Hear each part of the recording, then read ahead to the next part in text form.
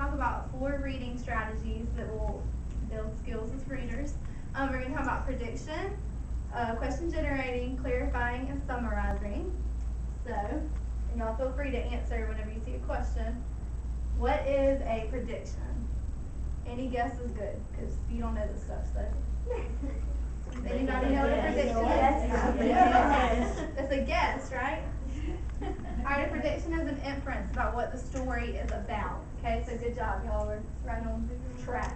What is question generating? Make up your question. Man, I thought y'all didn't know this stuff. Alright, question generating is the process of asking questions, normal questions that we ask: who, what, when, where, and why. You ask those while you're reading so that you can better understand. Okay, what is clarifying? Making it clear. That's right. Clarifying is you questioning the text so that you can understand it better. What is summarizing? This is the most important skill. What is summarizing?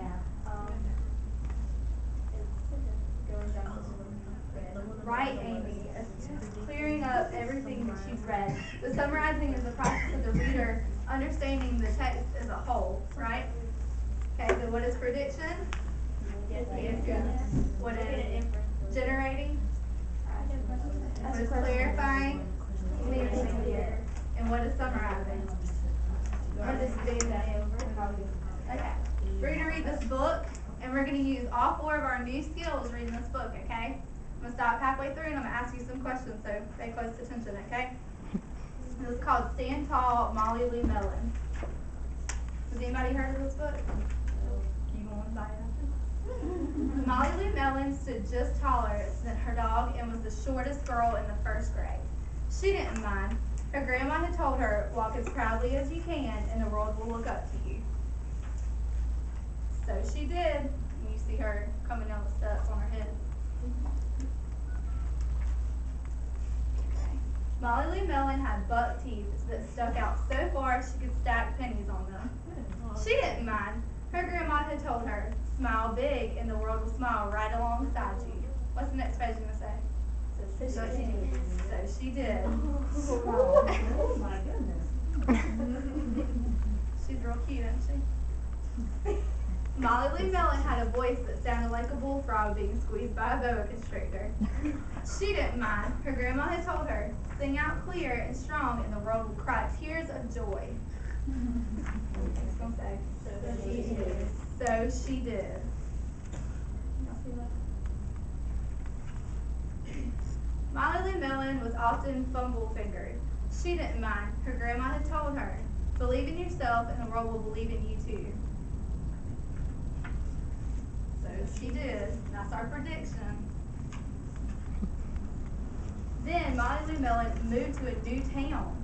She had to say goodbye to her grandma and all of her friends. What do you predict Molly Lou Mellon felt? Sad, right? She had to make new friends and start in a new school. What do y'all predict is going to happen when she goes to a new school? See, on the first day of school, Ronald Durkin called her Shrimpo in gym class.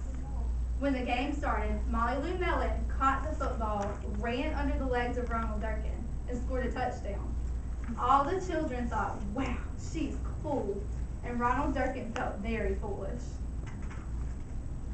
On the second day of school, Ronald Durkin called her Bucky Tooth Beaver. Molly Lou Mellon took out her pennies, stacked 10 high on her feet, and smiled as big as day. All the children smiled with glee, and Ronald Durkin felt very foolish. On the 3rd day of school, Ronald Durkin said, you sound like a sick duck, honk honk.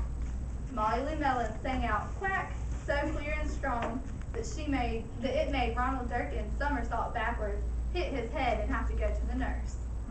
All the children cried tears of joy to be free of Ronald Durkin for the rest of the afternoon. And Ronald Durkin, how did he feel? Very foolish.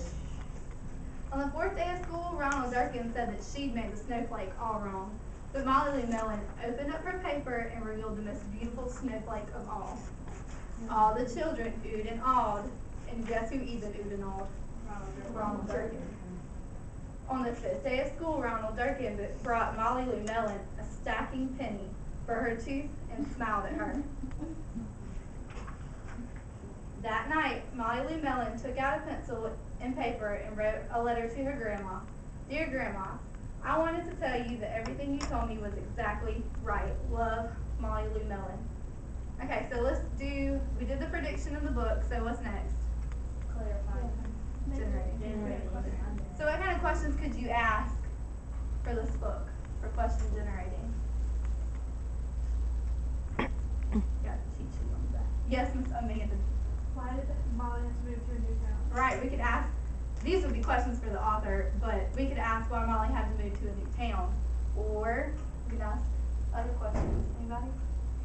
We could ask why Ronald Durkin didn't like her. And then later on we could ask why did he all of a sudden like her? Why was so mean to everybody? And why was so mean? Alright, and clarifying, what kind of questions would you need to ask to clarify something that you didn't understand? We could use some of our questions from question generating, right? Alright, and who wants to summarize what we read? Amelia? Molly Lou Mellon had big teeth, and she was kind of funny looking, and she had a funny voice. And she would have been self-conscious, but her grandmother told her not to be.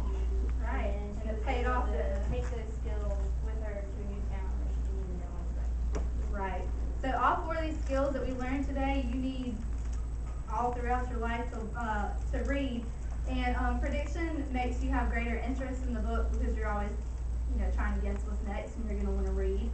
Question generating, you're going to be asking questions to better understand what you're reading. Clarifying is, a little bit of the same thing. And clarifying even goes into words that you don't understand if the text is harder than this book. And then summarizing is the most important reading skill where you summarize what you read the whole time. Amen, God bless.